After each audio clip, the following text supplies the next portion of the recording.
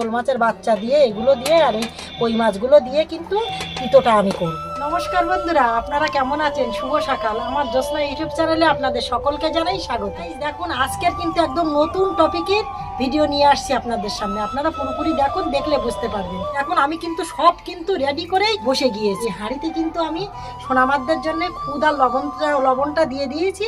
আর এটা কিন্তু ঝাল, জিরে মরিচ, তেল, হলুদ যা কিছু সব কিন্তু এনে রেডি করে বসে গিয়েছি।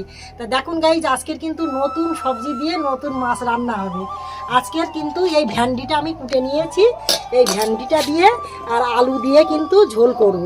এই ভেন্ডিটা আলাদা করে রেখে দিয়েছি, যেহেতু দেখা যাচ্ছে ভেন্ডিটা আগে ভাজা করে রেখে দেবো। তারপরে কিন্তু লাস্টে যখনই মানে আলু মাছটা দেওয়ার পরে যখন আলুটা সিদ্ধ হয়ে যাবে, তারপরে কিন্তু আমি ভেন্ডিটা দিয়ে নামিয়ে নেবো অল্প কিছুক্ষণ জ্বালিয়ে। নয়তো আবার ভেন্ডিটা যদি আমি প্রথমে দিই তাহলে কিন্তু গাইস কিন্তু গলে যাবে, মানে তরকারির সঙ্গে ঘেটে যাবে, নষ্ট হয়ে যাবে। ওই জন্য কিন্তু আমি এই ভেন্ডিটা আলাদা কেটে নিয়েছি। আর এই আলুটা গাইস এটা কিন্তু আমি আলাদা করে কেটে নিয়েছি। এই মাছ দিয়ে কিন্তু ঝোলটা হবে। দেখুন গাইস, এই শোল মাছগুলো, এই বড় বড় যে মাছগুলো আছে, এই বড় বড় মাছগুলো দিয়ে কিন্তু ঝোল করবো ওই ভেন্ডিটা আর আলুটা।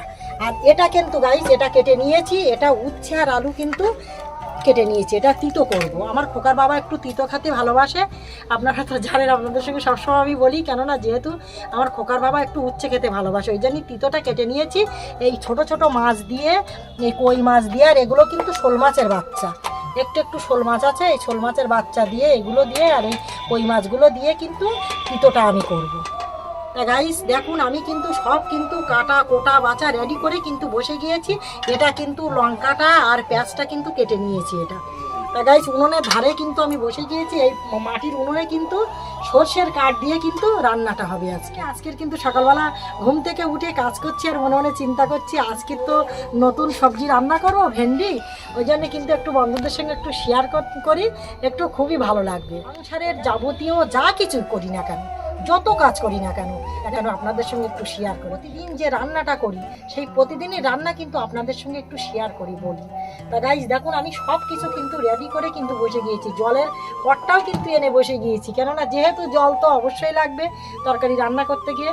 এবার দেখা যাচ্ছে যে মানে আমি আগে সোনামার জন্য খুদটা রান্না করে নেব, তারপরে যেই কিন্তু আমাদের রান্নাটা করবো। আমি মাছ টাছগুলো কিন্তু সব রেডি করে কুটে নিয়েছি একদম, মানে পুরো একদম সব কিছু কিন্তু কমপ্লিট হয়ে গিয়েছে।